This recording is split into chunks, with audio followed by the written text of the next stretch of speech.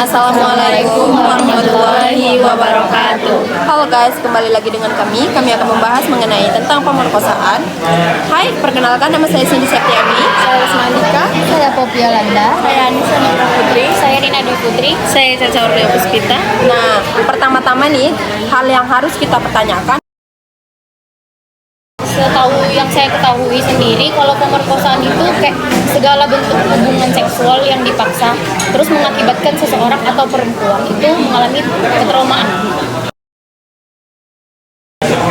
Penyebab perempuan itu dari unsur dia sendiri, dia tidak mau melakukan hubungan seksual itu karena atas dasar kan itu dipaksa. Dia nggak mau. Makanya dia trauma gitu kan? Dia trauma karena dipaksa gitu kan. Menurut saya baca, pemerkosaan berbeda-beda di setiap negara. Tetapi pada umumnya pemerkosaan dianggap sebagai kejahatan serius. Dasar hukumnya biasanya termasuk dalam kode pidana atau undang-undang tentang kejahatan seksual di negara tersebut. Misalnya, di banyak negara pemerkosaan diatur dalam pasal-pasal yang menjelaskan definisi hukuman dan prosedur hukumnya. Ada tambahan nggak? Menurut kan ini dari Kak Resma sendiri nih tentang dasar hukum dari menurut yang dia baca. Ada nggak tambahan mengenai dasar-dasar hukum dari pemerkosaan tersebut? Boleh kasih tahu? Ada Kak? Enggak sih, itu udah pas menurut saya. Unsur-unsur pemerkosaan itu ada di pasal 285 KUH pidana.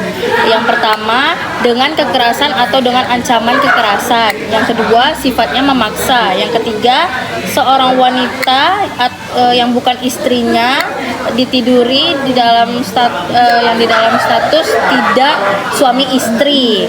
Nah, maka disitulah yang disebut oleh pemerkosaan yang sifatnya memaksa. Tuh, Guys, kayak orang berpacaran gitu kan. yang si laki-lakinya mau, tapi yang perempuannya nggak mau karena gitu. si laki-lakinya tidak bisa menahan hawa nafsunya tersebut. Berarti itu ada hukum tuntutan untuk orangnya, enggak sih? Iya. Kalau ini mereka pacaran, Pasti. Seperti dibilang Poppy tadi. Terus umpamanya si cowoknya nih nggak tahan lagi nih nahan nafsunya tuh kan. Itu tuh karena dia nonton yang tidak senonoh atau karena ceweknya nih pun umpamanya pakainya terbuka atau apalah jadi sehingga tergoda gitu. Iya nggak sih?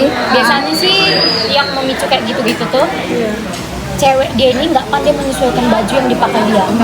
Sifat cowok kan berbeda-beda. Betul. Normalnya aja cowok kita lihat pada umumnya.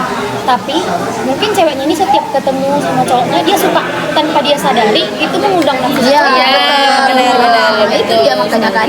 Jadi sebenarnya nggak semua salah di cowok sebenarnya kan gitu. Jadi kan. kita sebagai wanita nih harus pandai memilah-milah baju yang mana yang pantas kita pakai. Tapi kan di negara kita ini wanita itu di nomor satu kan ya, karena ada perlindungan untuk wanita sendiri itu kan. Betul. Nah, tak semua pemikiran orang itu menyalahkan perempuannya, malah sering menyalahkan laki-lakinya. Tanpa diketahui wanita yang membuat laki-laki itu membuat naik nafsu. Iya. Dia pakai pakaian tanpa disadari. Atau juga ada larangan dari pihak laki-laki. Kadang nggak dari pacaran aja loh guys. Kita pulang kerja kita tuh pakaian kenal tertutup orang aja tuh gitu loh. kan. Pakaian tertutup ada kejadiannya di sebuah pesantren di daerah Jawa sana. Kiainya tuh memperkosa anak muridnya sampai ada yang hamil loh guys. Nah itu kita nggak bisa nyalakan wanitanya juga yang menggunakan pakaian tertutup. Memang salah yayasannya tuh kan nggak bagus gitu kan.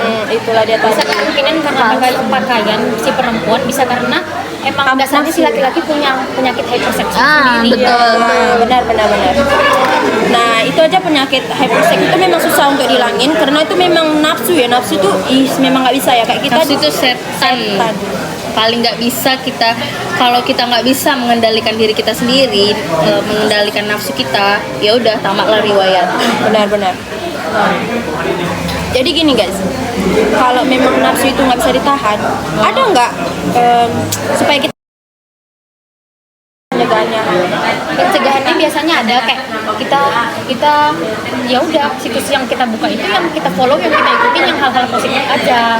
Bisa jadi juga. Jadi kadang iklan yang muncul di TV atau di internet di media sosial kita sendiri kan nggak kita sendiri yang mau, kadang kan muncul sendiri. Tapi alangkah lebih baiknya kalau kita ikutin yang positif pasti yang muncul juga positif. Cuman kalau untuk memicu supaya laki-laki nggak kayak gitu, itu nggak bisa kita tahu sendiri. Cuman kita bisa sarankan olahraga. Laki-laki sendiri mungkin bakal kepikiran itu nggak direncanain loh kadang. Iya sih sebenarnya. Nafsu itu nggak bisa kita Prediksi lah. Nggak bisa direncanain. Awalnya orang nggak ada niat nih, tapi karena dikasih kesempatan, iya. dikasih kesempatan, ya udah sikat. karena situasi ya. Karena situasi juga. Situ aja dari kelompok 5 mengenai tentang pemerkosaan. Apabila ada salah, mohon maaf. Assalamualaikum warahmatullahi wabarakatuh. Dadah.